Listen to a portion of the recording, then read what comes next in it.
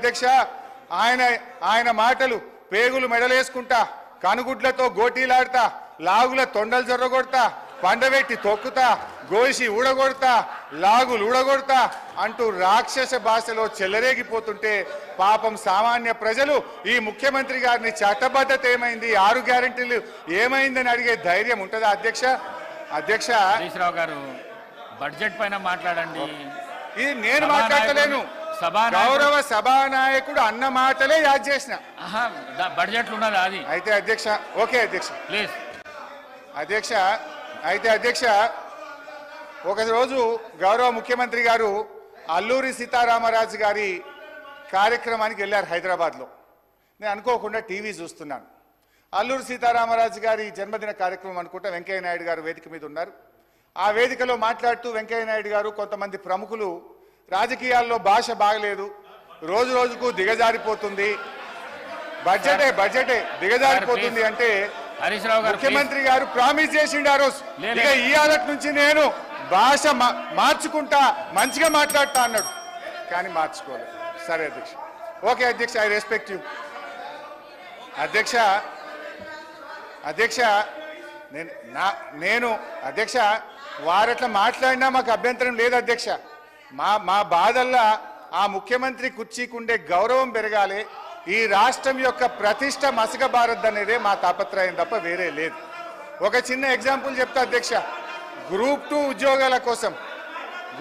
ఉద్యోగాల కోసం నిరుద్యోగులందరూ కూడా రోడ్ల మీదకి వచ్చి వాళ్ళు వాయిదా వేయాలని అడిగితే గౌరవ ముఖ్యమంత్రి గారు ఏమన్నారంటే, ఎవరైనా వాయిదా వేయమని అడిగేది, సన్నాసులు అడుగుతున్నారు వాయిదా వేయమని అన్నారు. అన్నాక 3 రోజులకే వాయిదా వేసింది. మరి ఇప్పుడు ఎవరు సన్నాసులు అంటే నేను అనేది ఏంటంటే అధ్యక్ష దయచేసి అట్లా మాట్లాడకూడదు.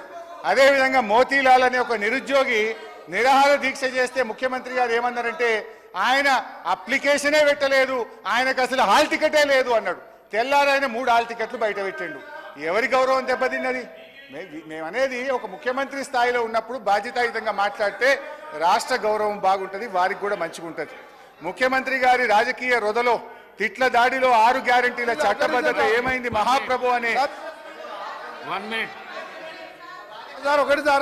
ఒకటి సార్ గౌరవ సభ్యుడు హరీష్ రావు గారు దాదాపు గంటన్నర అయింది సార్ మాట్లాడబట్టి. గంటన్నరకెళ్ళి ఒక్కసారి కూడా ఆయన బడ్జెట్ మీద మాట్లాడకపోగా ఆయన భయపడతారు సార్ ఒకటే సార్ ఆయన గ్యారంటీలు అంటున్నారు సార్. గౌరవ హరీష్ రావు గారు మాట్లాడిందంతా కూడా సభని తప్పుతో పట్టించేదిగా ఆయన మాట్లాడి చూస్తున్నాం సార్. గంటన్నరకెళ్ళి ఆయన ఆడికే సార్ ఆయన గ్యారంటీల విషయం అంటుండు సార్. గ్యారంటీల విషయం అంటున్నాడు. 2001లో ఆయన పార్టీ పెట్టినప్పుడు సార్ కొండా లక్ష్మణ్ బాబుజీ గారి ఇంట్లో పార్టీ పెట్టినప్పుడు నేను తెలంగాణ పార్టీ పెడుతున్నాం, రాష్ట్రాన్ని తెలంగాణ వచ్చే మొట్టమొదటి ముఖ్యమంత్రి దళితుడు అవుతాడు, దళితుడిని చేయలేకపోతే మెడ మీద తల తీసుకుంటా అని ఆ రోజు ముసలైనాయి సార్. అబద్ధాలు అంటే వీలై, గ్యారంటీలు అంటే వీలై, మోసాలు సార్. డబుల్ బెడ్రూమ్ కడతా, డబుల్ బెడ్రూమ్లో బిడ్డ అల్లుడు వస్తే ఎక్కడ వండుకోవాలి, బేకరీలో కట్టేసుకోవాలి. మీ రంగ మాటలు సార్. ఒక నిమిషం సార్ ఇంకొకటి సార్. ఇంకా హరీష్ రావు గారు ఒక మాట మాట్లాడి సార్. హరీష్ రావు గారు 24 గంటలు కరెంట్ ఇచ్చినా అన్నాడు సార్. 24 గంటలు కరెంట్ ఇచ్చినా అంటే నేను ఒక సబ్స్టేషన్ సార్ బండ సోమవారం అనే సబ్స్టేషన్కి వెళ్ళాను. అక్కడ ఆపరేటర్ బస్ అయిన ఆపరేటర్ వీడియో రికార్డింగ్ ఉన్నది. నేను నా సర్వీసులో 9 ఏళ్ళు అయింది సార్. ఎలక్షన్ల ముందు 9 ఏళ్ళకెళ్ళి సర్వీసులో ఉన్నాయి. ఇక్కడ ఎప్పుడు కూడా 14 గంటల కరెంటు రాలేదని నాకు రికార్డు తీసి చూపిస్తే రాత్రి లాగ్ బుక్లు వాపసు తీసుకొచ్చాడు. మోసాలు, దగా, కుట్రలు, అబద్ధాలు అన్ని నేర్పింది ఎవరంటే అవన్నీ టీఆర్ఎస్ పార్టీ పుట్టిన తర్వాత పుట్టింది సార్. ఇలా దళితులు ముఖ్యమంత్రి ఉన్నారు సార్. ఆఖరికి మా దళిత ప్రతిపక్ష నాయకుడు ఉంటే చూసి ఓడవలేక 13 మంది శాసనసభ్యులని సంతలో పశువుల్లాగా కొని ప్రతిపక్ష హోదా లేకుండా చేసాడు. ఇవాళ హరీష్ రావు గారు మాట్లాడితే సార్ ఇవాళ దయ్యాలు వేదాలు వెళ్తున్నాయి. మొత్తం మోసం, దగా, కుట్రలు, కుతంత్రాలు. నిజంగా నువ్వు మాట్లాడే సార్ ఒక్క పాయింట్ కూడా సపోర్ట్ చేయడం ఇవాళ ఆయన మాట్లాడేమన్నారు. అందుకని హరీష్ రావు గారు నీ దగ్గర సబ్జెక్ట్ లేదు. నేను అనుకోండి సార్, చివరిగా నిన్న టీవీలో చూసేవారు అంటే నిన్న కేసీఆర్ గారు ప్రెస్ మీట్లో సార్ కేసీఆర్ గారు మీడియా బయట పోయి రేపు కాంగ్రెస్ పార్టీ బడ్జెట్ మీద వచ్చి చీల్చి చెండాడుతా అంటే నేను 9 నెలలకే వచ్చి కూర్చున్నా సార్. ఇక చీల్చి చెండాడుతాడు ఎవరి ఏం చెండాడు సార్. ఆయన వచ్చే మొగలు లేక ఈయనని పంపించిండు. మా బడ్జెట్ ఏమన్నా సార్ 72,000 కోట్ల అగ్రికల్చర్ కోసం 72,000 కోట్లు పెట్టాం. ఇరిగేషన్కి 22,000 కోట్లు పెట్టాం. చేసేదే బడ్జెట్లో పెట్టాం. ఇవాళ మీలాగా మోసం బడ్జెట్ పెట్టలే. ఇవాళ చీల్చి చెండాడుతాయి సార్. కేంద్రం అన్యాయం చేస్తే, కేంద్రం తెలంగాణకి అన్యాయం చేస్తే సార్ కేంద్రం అన్యాయం చేస్తే చీల్చి చెండాడి మునగాడు ఒక్క మాటకెళ్ళండి సార్ నోట్లకెళ్ళి. ఇవాళ మేము మా ముఖ్యమంత్రి గారు మా డిప్యూటీ సీఎం గారు మంచి బడ్జెట్ ప్రవేశపెడితే ఇవాళ దాని గురించి మాట్లాడుతుంది సార్. నిజంగా ఇప్పటికైనా ఎమ్మెల్యే హరీష్ రావు సమాధానం చెప్పి మీ ప్రతిపక్ష నాయకులు రావాలని డిమాండ్ చేస్తున్నారు. కూర్చోండి ప్లీజ్. హరీష్ రావు గారు అదే డీవియేషన్ చేయొద్దని చెప్పాలి. మీరు ఇడికొచ్చుడు గారు. డీవియేషన్ చేయకపోతే ఇవన్నీ రావు. డీవియేషన్ చేయకుండా బడ్జెట్ మీద మాట్లాడండి. మీరు మాట్లాడితే వాళ్ళు మాట్లాడతారు. స్పీకర్ సార్, నేను మీ మాట మీద గౌరవం పెట్టి ఏ మంత్రికి కూడా అవకాశం ఇవ్వకుండా గంటన్నర నుంచి నేను మీ మాటలు వింటున్నాను. మీరు డీవియేషన్ కాకండి, బడ్జెట్ పైనే మాట్లాడండి. మీరు బడ్జెట్ పైనే మాట్లాడండి ప్లీజ్. స్పీకర్ సార్ ఆగండి.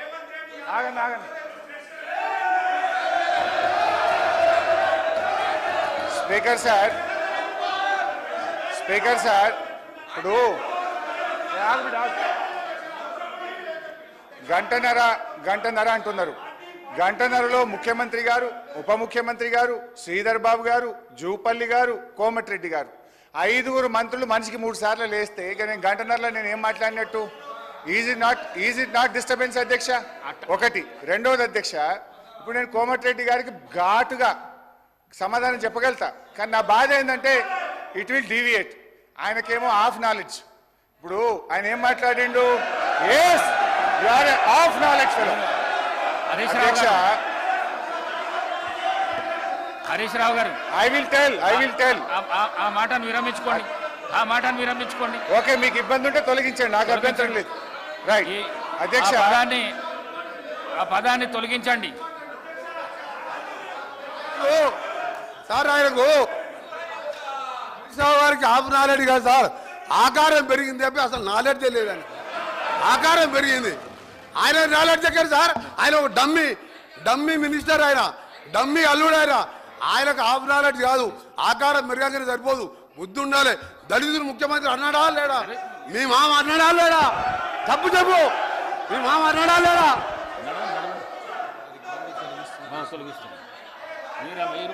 స్పీకర్ సార్ ఇదే కోమటిరెడ్డి వెంకటరెడ్డి గారు 50 కోట్లకు పిసిసి అధ్యక్ష పదవి కొనుక్కున్నారు రేవంత్ రెడ్డి గారని ఈయనే చెప్పింది కదా సార్. మరి దాన్ని ఏమంటారు అధ్యక్ష? ఇదే కోమటిరెడ్డి వెంకటరెడ్డి గారు జిల్లా కలెక్టరేట్లు, సచివాలయాలు అద్భుతంగా కట్టిండు కేసీఆర్ గారని ఈయన గారే చాలా సార్లు మెచ్చుకున్నాడు అధ్యక్ష. ఇవాళ నేను ఎందుకు ఆ మాట అన్నంటే అధ్యక్ష, కోమటిరెడ్డి వెంకటరెడ్డి గారు మేము అగ్రికల్చర్ కు 72,000 కోట్లు పెట్టామన్నాడు. అంటూనే మళ్ళీ వెంటనే ఇరిగేషన్ కి 22,000 కోట్లు పెట్టమన్నాడు. ఆయనకు అర్థం కాని ఏంటంటే బట్టి గారు చేసిన అంకెల గారిని వారికి అర్థం కాలే.